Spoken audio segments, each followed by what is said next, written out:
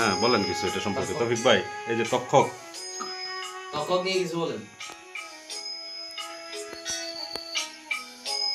তো এটা তো বাগরুদ্ধ হয়ে গেছে, তখন সরাসরি দেখে। সরাসরি তখন আমি দেখছি, কিন্তু আমার বাড়িটি আবার অন্য কালার, একটু কালচে কালার আমার বাড়িটি। ওটা তো তখন নিয়ে কিছু বলেন। এটা তো পাহাড়ি, এটা হচ্ছে আপনার রেয়ার কালেকশন আর কি। তো আমি আরেকটা কথা বলি, এটা হচ্ছে তক্ষক।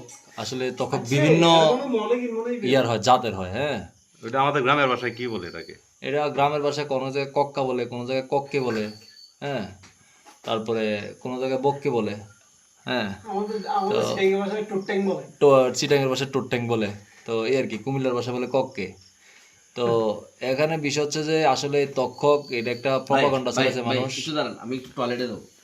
এটা একটা প্রপাগান্ডা চলেছে মানুষে। আসলে তক্ষক একটা নিরীহ প্রাণী, ওর মধ্যে এমন কিছু নাই যে এটা মানে কোটি টাকা বিক্রি করা যাবে, বা লাখ টাকা বা হাজার টাকা বিক্রি করা যাবে। তক্ষকের চোখটা নাথিং এলস। এটা জাস্ট অ্যাজ ইউজুয়াল একটা আল্লাহর একটা প্রকৃতির একটা দান। আল্লাহর একটা ক্রিয়েশন। এটা মানুষের কোনো মঙ্গলের জন্য আল্লাহ পৃথিবীতে দিছে। ঠিক আছে, আবার লাইভটা বন্ধ করেন।